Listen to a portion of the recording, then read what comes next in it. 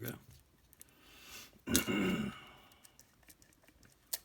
Alright, that's the Tesa TX100, or TK100, I believe. Let me set that there. Oh, this thing, I've had it for a long time, and I'd play with it every now and then, and just couldn't figure it out. And it was just more or less the faceplate here tensions before the actual core. I was tensioning off this, and I wasn't getting anything to really bind. So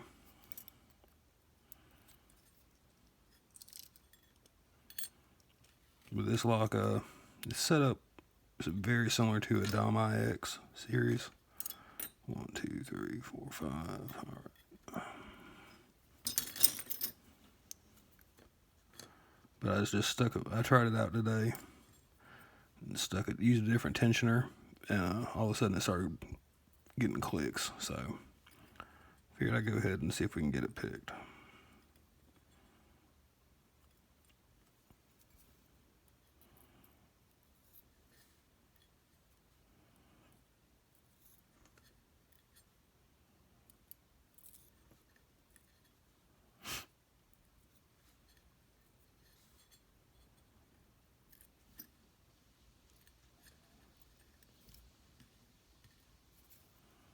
This has got 10 pins with an interactive element. I won't be pulling the interactive element out of the lock just because the core is, I'll show you in a minute, but the ring around it is really hard to get to, and it's easier just to gut this thing from the top.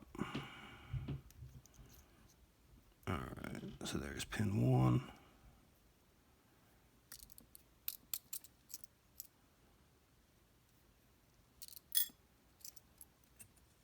That's on the left. Let me find my tweezers. So we'll do the left up top. Alright, here's pin 1 on the right.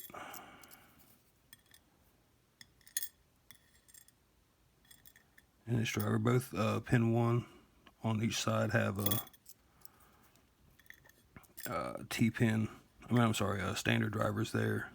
Everything else is spooled, and they have the teardrop shaped Dom IX pins. And the right side of this lock, what makes it tricky is the key pins only have a tab on one side, and I'll show you that in a second. But it kind of offsets the pins, and the key looks like it has 3 rows, but it's just because one side will be offset to the left and one side will be offset to the right, things like that, which is a pain. But honestly, this lock isn't that bad. Once you figure out what's holding you up as far as the tension, I got through it pretty quick. I picked it off camera one time a lot faster than I just did, so, you know, camera adds a lot of difficulty.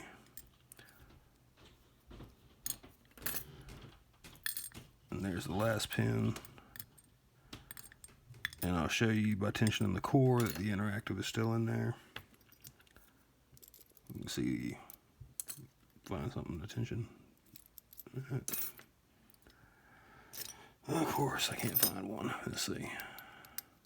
Well, you can see the interactive right there.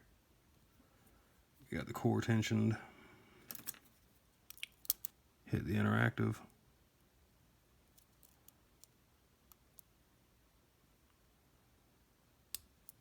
And now the core turns.